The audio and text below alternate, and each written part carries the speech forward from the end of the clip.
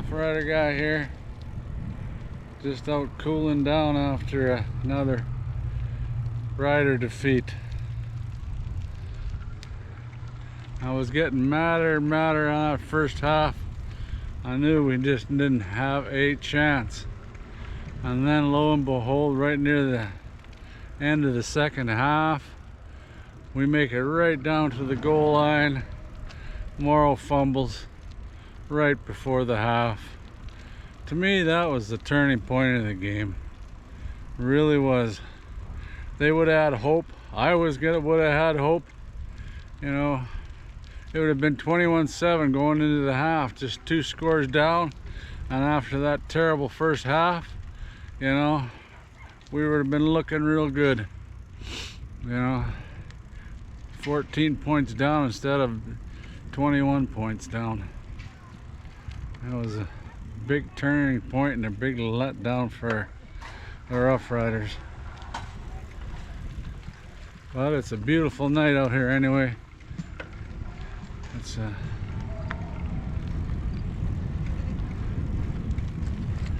beautiful night out here in Saskatoon, cruising along the parks here in Hampton Village. Looks like it's going to be a beautiful sunset. Finally getting weather where we don't get any of that smoke. But I don't know if you can see if the sunset's coming down there much at all or not, which is pretty nice. Yeah, beautiful evening. I'll put a video out tomorrow probably after I get a chance to look at the game a little more. I'm sure that I'll have lots to say. Like I said, I was getting so bloody mad. It was just like we didn't even have any sign of an offense. I said we needed 21 points, but we weren't getting them from that offensive display. They gave up 21 points. We didn't get 21 points. They gave up, offense gave up 21 points.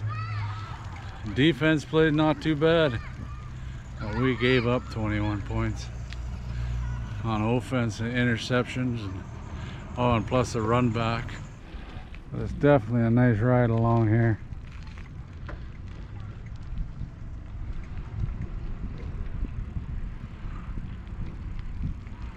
Calms me down, gets my blood pressure back to normal after that game.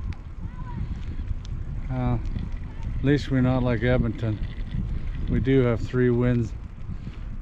They might have been lucky wins, but still got 3 wins. The moon's out already here too. Let's see.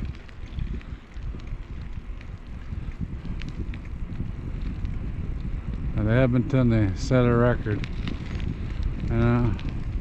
I never thought I'd see the day that they'd have this kind of team.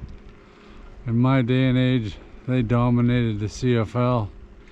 They had one of the best franchises and winning records, and Grey Cup after Grey Cup after Grey Cup.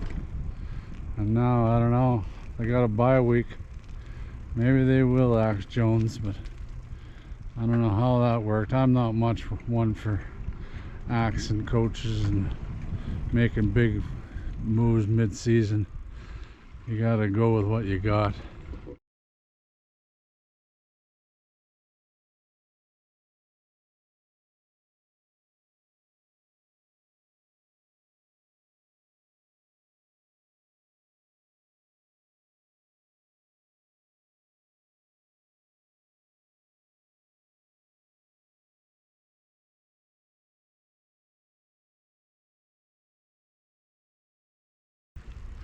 But next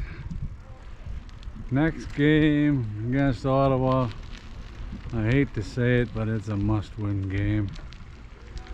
I know it's early, but if we want to get a chance of getting out of the East and staying in our playoff contention of any sort, we need to get some W's, and especially against the Eastern teams. We need a W, that's for sure. I think we can get at that crumb if the defense plays good. And coach says we're starting fine. I'm sort of mixed feelings about the whole thing, that's for sure. I'm not sure if that's the answer. Like I said earlier, I'll look at the game again tomorrow morning and see what I can see. But you know, the offensive line still missing too many assignments.